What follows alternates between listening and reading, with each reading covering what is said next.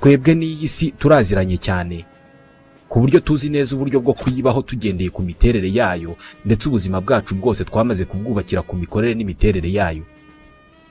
Iyo tubyutse mu gitondo tugafungura amaso tugasanga bwakeye, tukareba ku isaha, tuba tuzi neza ingano y'igihe kibura kugira ngo bwongere kwira. Iyi si twarayize turayimenya cyane ku buryo inshuro nyinshi tuba tunazi isaha n'umunota n'isegonda izuba riza kurasiraho n'igihe riza kurengera, ndetse tuba tuzi igihe imvura izagwira. Iyi si turayizi cyane ku buryo tuzi igihe tugomba guterera imbuto n'igihe tugomba gusarurira, bitewe n'uko tuba tuzi igihe izuba rizamara n'igihe imvura izagwira, ndetse tuba tuzi ahari umuyaga n'umuvuduko wawo.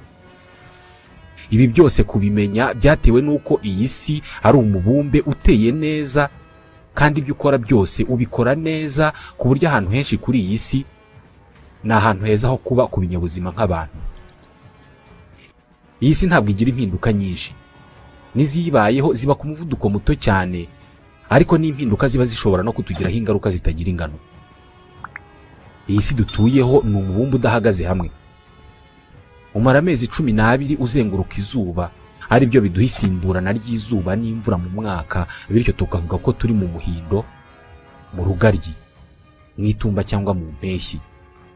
Buri gihe muri ibi bihe bine tugahitamo igihingwa runaka dutera bitewe n'uko harimo kugwa imvura cyangwa se harimo kuva izuba. Uku kuva kw'izuba cyangwa se kugwa kw'imvura muri buri gihe muri ibi ngibi nako kugendana n'ahantu isi igeze mu rugendo ikora rwo kuzenguruka izuba. Twese tuzi neza ko mu kwezi kwa 4 hagwa imvura, kubera ko nyine mu kuzenguruka izuba isi ibigeze ahantu imvura igomba kugwa. Usibye uru rugendo rw'amezi 12, iyi si dutuyeho nta nubwo ihagaze hamwe, inahora mu bindi bikorwa byo kwinyeganyeza, kwizengurukaho. Kwizengurukaho ni kuriya nawe wahagarara ukajya wihindukiza wikaraga, ariko utava mu mwanya ushinzemo ibirenge ngo wimuke ubishinge ahandi. Uko kwizengurukaho niko gutuma bwira bugacya. Muri uko kwizengurukaho kw'isi igenda yerekeza buri ruhande mu cyerekezo kirimo izuba, ubwo aho ngaho hakaba ari ku manywa, mu gihe ikindi 1/2 cyayo kiba kiri aho izuba ritagera, ubwo aho ngaho bikaba ari nijoro. Mu myaka miliyari 4 na miliyoni 500 ishize nibwo imibumbe 8 izengurutse izuba irimo n'uyu wacu witwa isi yavutse. Yavutse mu ruhurirane rw'imyuka n'umukungugu byazengurukaga izuba, byagiye byihuza biza kuvamo imibumbe. Kuva iyo mibumbe yakwirema, buri umwe muri yo ubaho wizengurukaho icyarimwe ukabikora unazenguruka izuba. Uyu munsi birasa naho iyo mibumbe yose yizengurukaho ku muvuduko umwe. Uyu wacu ntabwo dushobora kuwumva no kuwubona wizengurukaho bitewe n'uko natwe tuwuriho. Iyo wizenguruka natwe tuba tujyana nawo, ndetse n'ibiwuriho byose bijyana nawo ku muvuduko umwe. Ariyo mpamvu tutabona ko turimo kugenda. Twakabimenye iyo haba hari ikintu kiri ku isi cyo kitazenguruka, nibwo twaba tubona uburyo tugenda tugicaho. Ubu ikintu kitazengurukana natwe ni izuba, ari nayo mpamvu ari ryo riduhamiriza ko tuzenguruka koko. Rirarasa, maze uko tugenda turizenguruka tukabona rigenda rihindura umwanya ryari ririmo. Ni twebwe tuba tugenda, ntabwo ari ryo. Iyi si igenda ku muvuduko umwe udahinduka, ari nayo mpamvu umunota umwe umara amasegonda 60 adahinduka, isaha ikagira iminota 60 idahinduka, umunsi ukagira amasaha 24 adahinduka. Iyi si ni umubumbe umeze nka kuri igira imeze. Igira iba ryiburungushuye, ariko uko riva hejuru rigana hasi cyangwa se uko riva hasi rigana hejuru mu miterere yaryo, umubyimba waryo ugenda uhinduka. Rirasa n'irisongoye ku mpera zombi. Igice cyo hagati nicyo gifite umuzenguruko munini. N'umubumbe w'isi nuko umeze. Igice cyo hagati mu isi gifite umuzenguruko munini, ari nayo mpamvu mu kwizengurukaho kwayo kiriya gice cyo hagati nicyo gikora urugendo rurerure kubera ko gifite umuzenguruko munini. Ku gice cy'umurongo ugabanyamo isi kabiri witwa equateur, isi izenguruka ku muvuduko w'ibirometero 1600 mu isaha. Niko bimeze kuva mu myaka miliyari 4 na miliyoni 500 ishize, ubwo isi yatangiraga kubaho. Ariko kuva icyo gihe umuvuduko isi yizengurukaho uragenda ugabanuka buhoro buhoro. Buri uko imyaka 100,000 ishize, umuvuduko isi yizengurukaho ugenda ugabanukaho amasegonda 2 ku isaha. iri ni igabanuka ry'umuvuduko rito cyane ku buryo nta ngaruka rizatugiraho. Gusa muri iki kiganiro reka tuvuge ku nyungu twebwe abatuye isi ndetse n'ibiri ku isi byose dufite mu kuba isi yizengurukaho. Umunsi umwe ugira amasaha 24 kubera ko isi yizengurukaho ku muvuduko w'ibirometero 1600 mu isaha. Inyanja ziri ku isi ziri aho ziherereye kubera ko isi yizengurukaho ku muvuduko w'ibirometero 1600 mu isaha.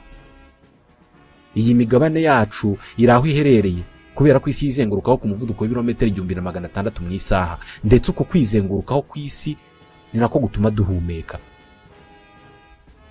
Ntabwo isi izahagarika kwizengurukaho, ariko iramutse ibikoze, dore ibyaba kubiriho natwe turimo.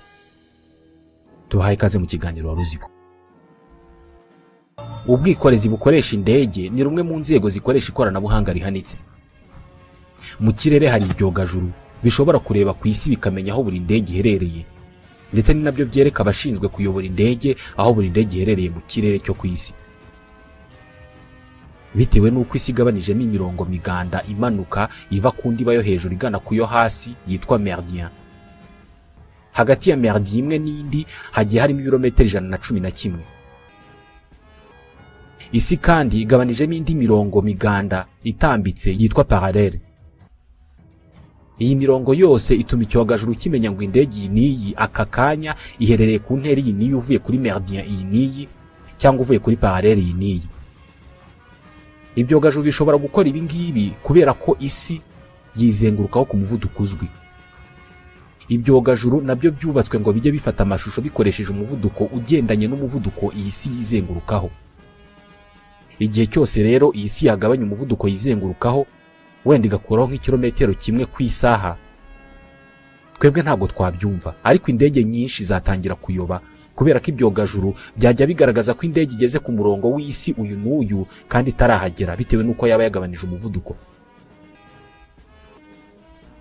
Indege nyinshi zatangira kugwa ahantu hatari ku bibuga byazo kubera ko ibyogajuru byifashishwa mu kuziyobora byajya byerekana ko indege yageze ku kibuga kandi itarahagera bitewe n'uko icyogajuru cyaba kirimo kubara kigendeye ku muvuduko usanzwe w'isi, nyamara isi yo yaba yawugabanije.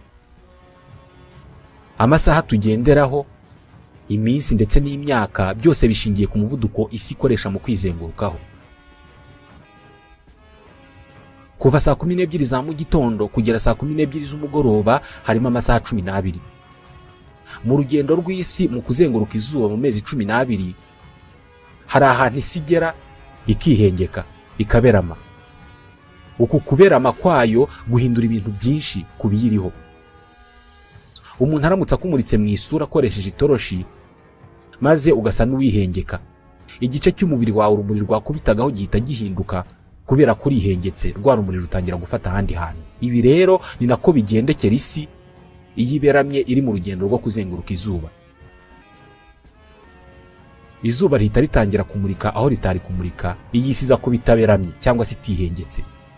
Ibi biba ku gice cy'isi cy'amajyaruguru, ni ukuvuga mu Burayi. Ari nayo mpamvu inshuro imwe mu mwaka mu Burayi bagira umunsi umwe mu mwaka uba muremure kurusha indi minsi.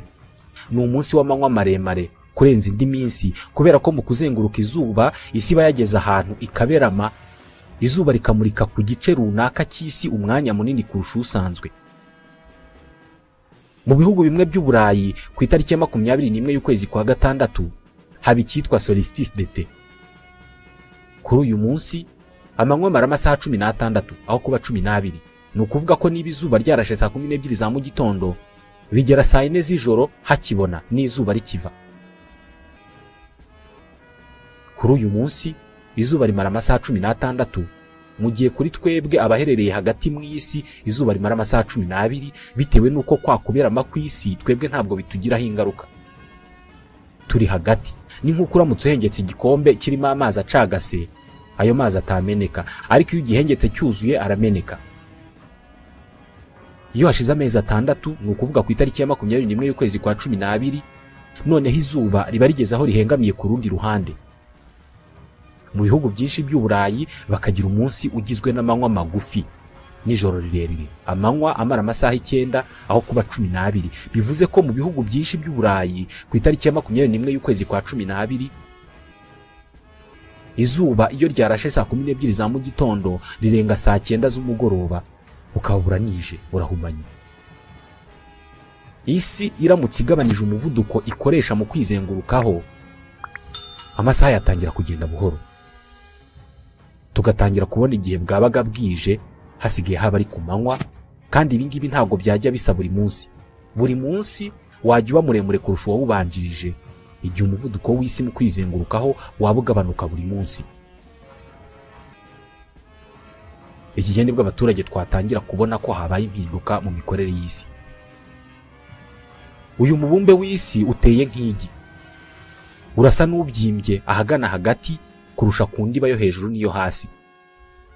Uko kuba usa n'ubwase ahagana hagati nibyo bituma kwizenguruka kwawo ku muvuduko udahinduka bifasha amazi yo mu nyanja n'ibiyaga kuguma aho aherereye, cyane cyane ku nyanja n'ibiyaga biri hano hagati mu isi. Isi iramutse igabanije umuvuduko yikaragagaho, ingufu zituma amazi y'inyanja aguma aho aherereye zagabanuka, maze inyanja zigatangira gutemba zerekeza ku mpera z'isi, haba ku mpera ya ruguru ndetse n'iyo hepfo. Amazi arenga metero cube miliyari imwe yahita atangira gutemba yerekeza ku mpera zombi z'isi. Iki gihe buri nyanja yo mu isi yaba ari nk'ibase cyangwa se isafuriya yuzuye amazi agatangira kumeneka kubera kuzura no gusendera. Uyu mwuka duhumeka uturuka mu gice cy'isi cyitwa atmosfere. Mu ijambo rimwe, iki ni ikirere. Ikirere cy'isi nacyo kigendana nayo ku muvuduko umwe nayo uko yizengurukaho. Ikirere cy'isi ariko nanone gikorana bya hafi n'inyanja, kubera ko inyanja zijya zikurura imyuka iri mu kirere irimo n'imibi tuba twoherejeyo. Igihe cyose isi yagabanya umuvuduko yizengurukaho, umwuka duhumeka uri mu kirere watangira kwimukana n'inyanja uko zerekeza ku mpera z'isi. Imijyi iherereye hafi y'imirongo ibiri igabanyamo isi kabiri yitwa tropike, umwe uri mu gice cyo hepfo cy'isi undi uri mu gice cyo haruguru. Iyi ngiyi niyo yabanza kubura umwuka wo guhumeka. Imijyi nka Rio muri Brazil, Mumbai, Singapore, abari muri iyi mijyi bajya bahumeka nk'abari ku butumburuke bunini cyane.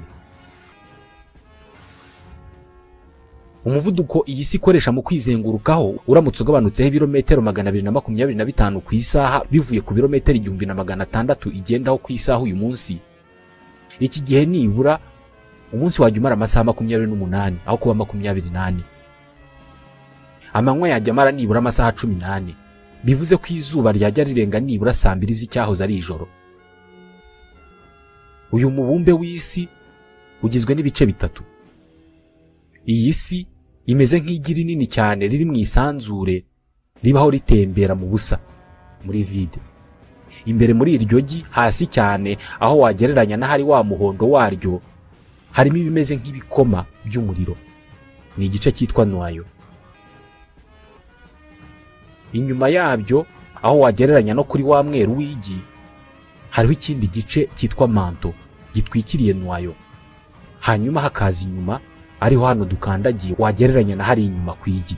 Ibi bice by'isi uko ari bitatu bizengurukana nayo ku muvuduko umwe uko isi yizengurukaho, ariko isi iramutse igabanije umuvuduko yizengurukaho, ibi bice byo byakomeza bikikaraga, ariko buri gice muri ibi bitatu kikajya kikaraga ku muvuduko wacyo.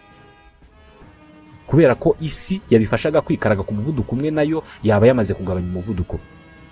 Uku kubusanya umuvuduko kw'ibi bice rero byateza imitingito tutigeze tubona mbere. Isi yaba imeze nk'irimo kumanyagurika ihereye mu nda yayo. Ibi ntabwo byaba birimo kuba mu nda y'isi yumutse gusa, ahubwo ni nako byaba bimeze munsi y'inyanja. Igikorwa cyanazamura ubushyuhe butagira ingano. Amamiliyari y'amafi n'izindi nyamaswa zo mu nyanja zazamuka hejuru zireremba zapfuye. Ukugabanuka k'umuvuduko w'isi wo kwizengurukaho kwatuma ingufu zitwa force centrifuge zituma bimwe mu bintu biguma mu isi hagati nazo zashira. Ibi nabyo biri mu byatuma amazi y'inyanja akomeza gutemba agana mu mpera z'isi. Ibi byatuma inyanja zo ku mpera z'isi ziyongera mu burebure cyangwa se mu bujyakuzimu. Nk'ubu mu majyaruguru y'isi hagati ya Greenland na Canada hari inyanja yitwa Arctique. bivuga ko iyi ngiyi ariyo nyanja ifite amazi akonje kurusha izindi zose zo mu isi. Iyi nyanja ifite ubujyakuzimu bwa metero 4,500 kubera kwirundwamo n'amazi aturutse mu nyanja z'amajyepfo, yagera ubwo igira metero 13,500 z'ubujyakuzimu. Iki gihe inyanja zose zitari ku mpera y'isi zakama zikavaho, ku buryo ku nshuro ya mbere Ubwongereza bwahita bufatana n'ibindi bihugu by'Uburayi kubera ko inyanja y'amajyaruguru yaba yavuyeho, bityo Ubwongereza bugafatana na Denmark na Norvège na Irlande. Iki gihe byaba bishoboka cyane kugendesha amaguru ukava i Londres ukagera i Paris ugenda n'ibirenge hahoze ari inyanja.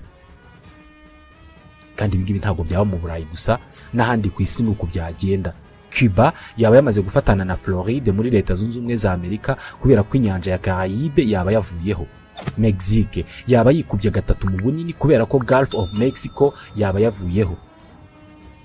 Kandi iki gihe ntabwo yaba ari amazi yonyine yimutse, ahubwo n'umwuka duhumeka.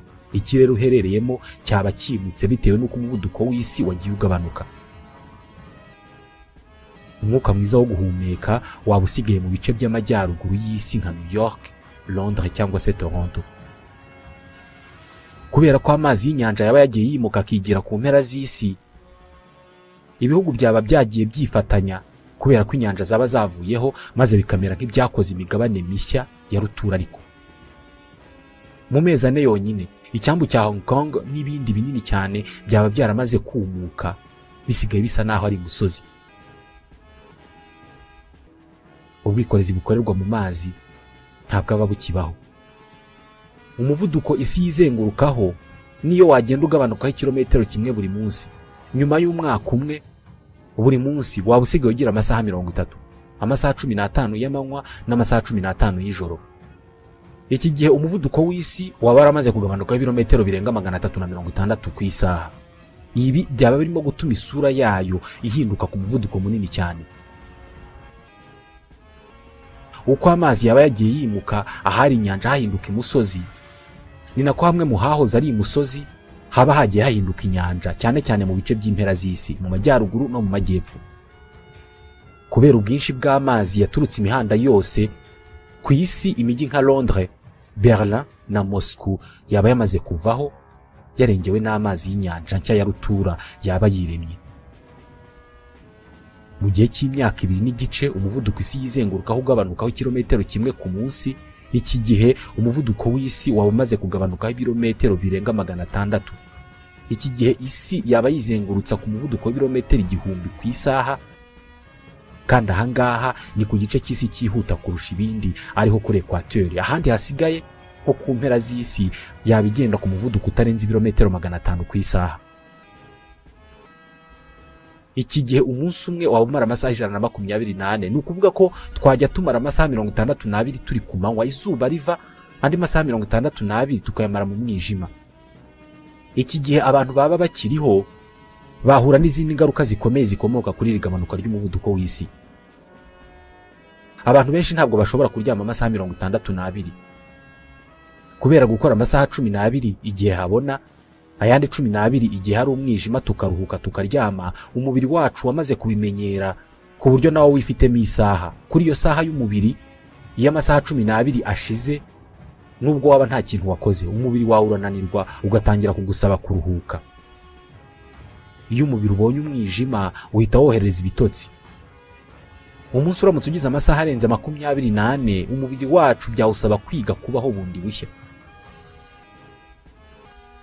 Umubiri wacu ushingira ku masaha ashize umuntu adasinzira, ndetse ukanashingira ku rumuri ruriho, ubundi ukavubura umusemburo witwa melatonin utuma dusinzira. Bwacya ukavubura undi musemburo witwa serotonin utuma abantu bakanguka bakajya mu kazi. Iki gihe umunsi wakwiyongeraho amasaha angana gutya rero,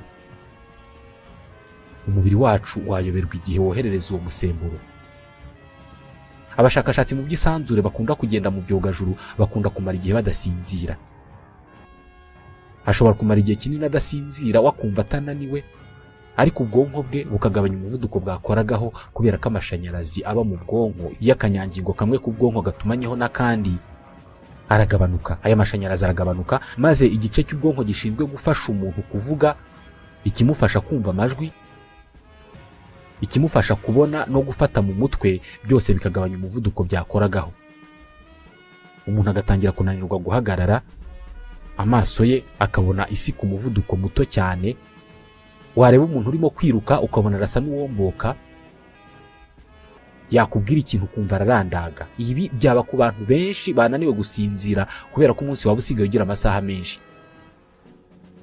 Nyuma y'imyaka 2 n'igice umuvuduko isi yazengurukagaho waragabanutse, ibihugu byinshi ku isi byaba byaramaze kurengerwa n'amazi, kubera ko umuvuduko w'isi ugabanuka, amazi yo mu nyanja n'ibiyaga yaba agenda atemba yerekeza ku mpera z'isi, mu gihe mu bindi bihugu umwuka wo guhumeka waramaze guhinduka. Ntabwo izindi nyamaswa zitari twebwe zishobora kubura kugirwaho ingaruka no kugabanuka k'umuvuduko w'isi mu kwizengurukaho. Hari inyamaswa zihiga ku manywa, hakaba n'inyamaswa zihiga mu ijoro. Inyamaswa zihiga nijoro, ku manywa ziraryama maze mu ijoro zigasohoka zikajya gushaka ibyo kurya. Mwene izi nyamaswa biragorana ko zahindura ingengabihe yazo ngo zitangire guhiga ku manywa kandi zaramenyereye guhiga mu ijoro, kubera ko inyamaswa ihiga nijoro kubera ko umubiri wayo ari byo uyitegeka. Ishobora kuba ifite amaso ayorohereza guhiga mu mwijima, cyangwa se ikabizi kwihisha cyane, bityo bikayiha ubushobozi bwo kudakora ingendo ndende, kubera kwitegereza umuhigo wayo yihisha ahantu runaka, umuhigo akaba ari uyisanga aho kugira ngo yo igende usange.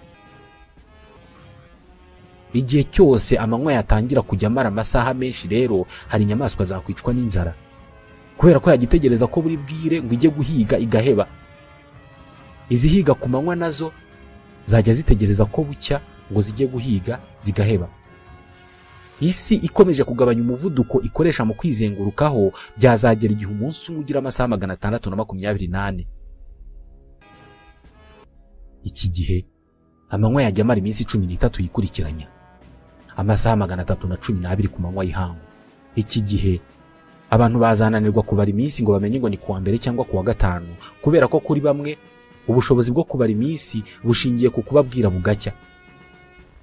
Buri gihe iyo ugiye kubara iminsi bigusaba gutekereza ngo ejo hari kuwa kangahe, kandi ejo bishingiye ku kwira bugacya. Kuba bwarije bugacya nibyo bituma tuvuga ejo.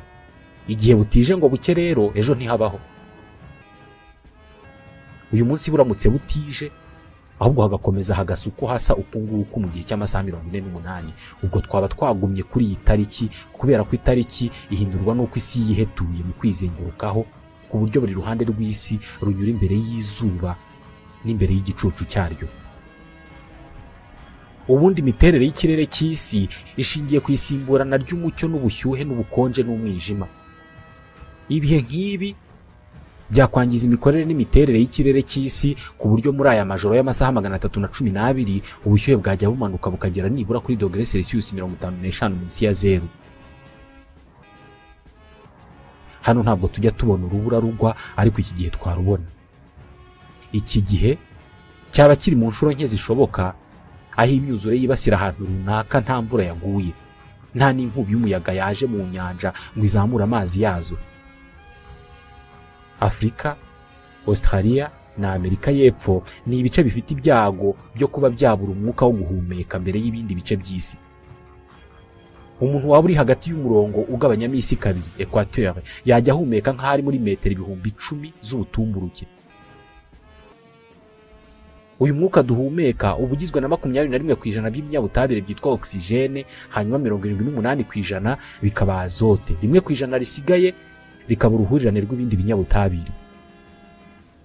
Umwuka urimo ibinyabutabire byose uboneka kuva hano turi ku butaka ukazamuka ukagera ku birometero biri hagati ya 80 na 85 mu kirere. Iyo urenze hano urahumeka ukinjiza umwuka mu mubiri, ariko ukaba umwuka utarimo oxygene, n'ubundi bikamera nkaho utarimo guhumeka, ukajya uhera umwuka. Iki gihe rero kubera kugabanuka k'umuvuduko w'isi mu kwizengurukaho,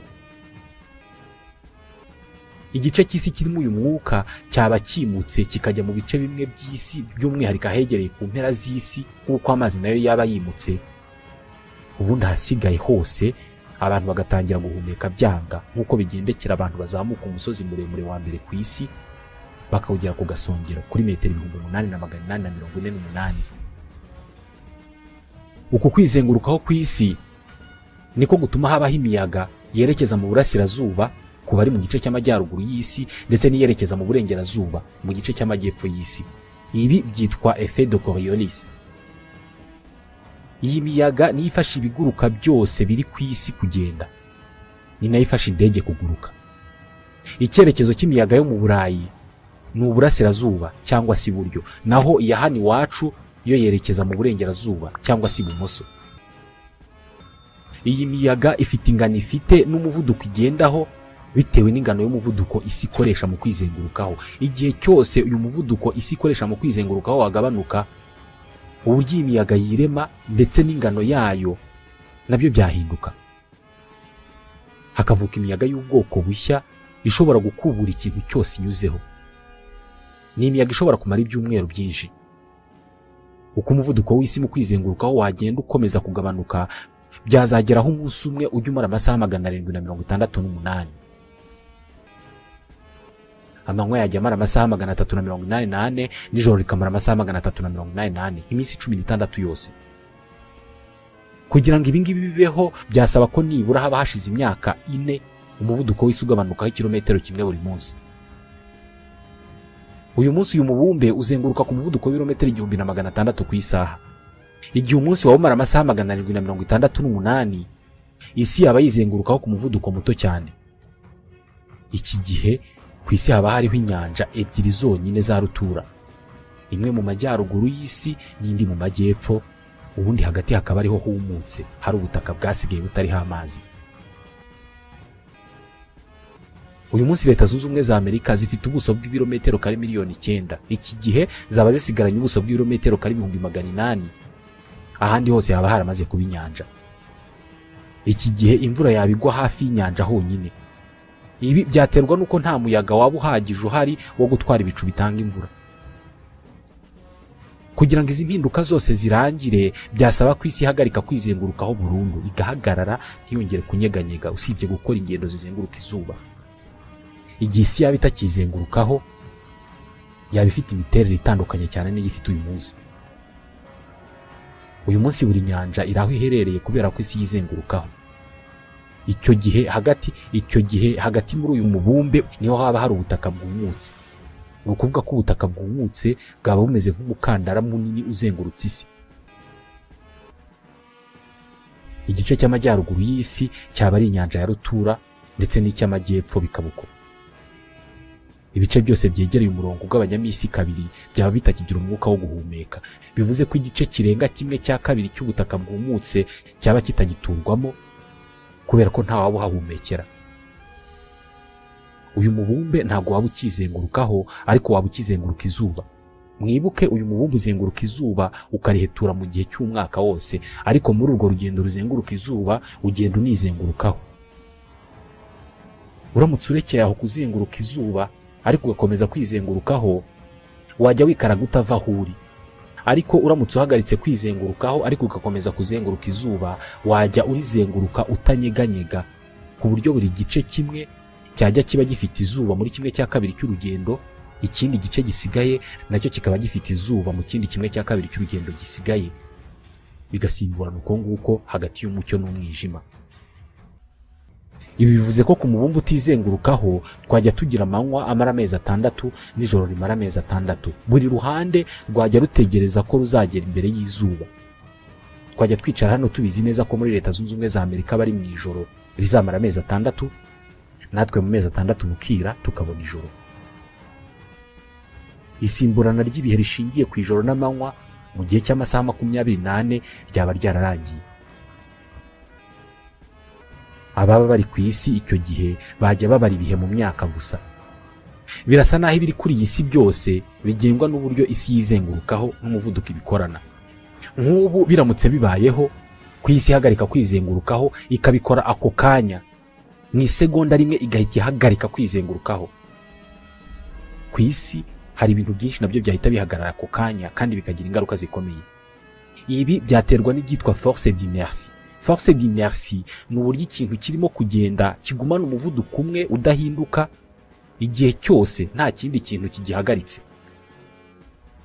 Urugero, umuntu wicaye mu modoka irimo kugenda, aba yicaye nta kibazo na kimwe afite, rimwe na rimwe atananyeganyega, ariko aba arimo kugenda ku muvuduko runaka, aba arimo kugenda ku muvuduko iyo modoka irimo kugendaho.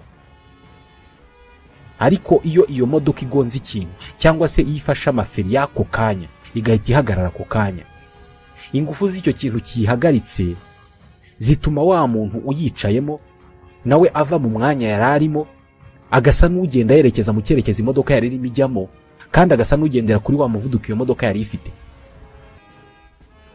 Ni imwe mu mpamvu abantu bambara umukandara iyo bari mu modoka, kubera ko hari abantu bashobora kuyica mu kirahuri bakayigwa imbere. Ibi rero ni nabyo byaba kuri buri kintu ku isi igihe cyose isi yahagarika kwizengurukaho ikabikora ako kanya, apana ibi byo kugenda igabanya umuvuduko buhoro buhoro. Kuri iyi si tuzengurukana nayo ku muvuduko w'ibirometero 1600 ku isaha. Isi iramutse ihagaritse kwizengurukaho igahagarara ako kanya nka kwa kundi imodoka ifata amaferi, buri wese muri twe ahari yahita ava ku butaka akagenda yerekeza mu burasirazuba ku muvuduko w'ibirometero 1600 ku isaha. Kandi ntabwo ari twe twenyine byabaho, n'ibindi biri ku isi hano ku butaka byose niko byagenda. Ingaruka ya kabiri yabaho isi iramutse ihagaritse kwizengurukaho kandi ikabikora ako kanya, ifitanye isano n'amazi ari hano ku isi. Isi iramutse ihagaritse kwizengurukaho, amazi yose ari ku isi yahita akora umuvumba ugenda ku birometero 1600 ku isaha ahariho hose ku isi. Amazi yose yo ku isi yava mu migezi, mu nyanja no mu biyaga ahari, yose agakora ikimeze nk'umuvumba gitumbagira mu kirere cyane kandi akerekeza mu byerekezo byose. Ingaruka ya gatatu, isi izengurutswe n'ikirere kirimo umwuka duhumeka.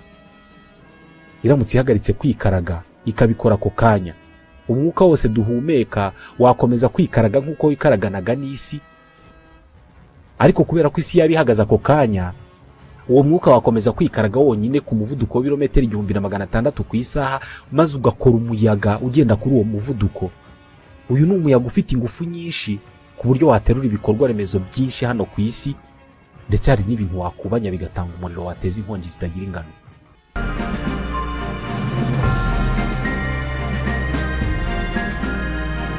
Ibi byose birangiye, ntabwo isi yakongera kumera nk'uko yari imeze imbere, kubera ko y'amazi yagiye mu byerekezo bitandukanye, yaza gutuza, ariko ntabwo yasubira aho yahoze. Yarema inyanja nshya ndetse n'imigabane yahinduka, hakavuka indi mishya. Iyi si yizengurukaho mu buryo tutumva, kubera ko ibiriho byose bizengurukana nayo ku muvuduko wayo. Gusa izi ngufu zituzengurutse tutazibona zifite ubushobozi bwo kurema indi si nshya mu kanya gato cyane. Uko byumvikana, ibi ngibi ntabwo bizigera bibaho, ariko nibura birafasha kumva uburyo buri kintu kiri kuri iyi si uko kimeze n'umwanya kirimo niwo ugikwiye, naho kigomba kuba kiri. Impinduka nto iyo ari yo yose ishobora guteza ibibazo twe tutakemura. Ni naha dusoreje ikiganiro Roziko cyo kuri uyu munsi.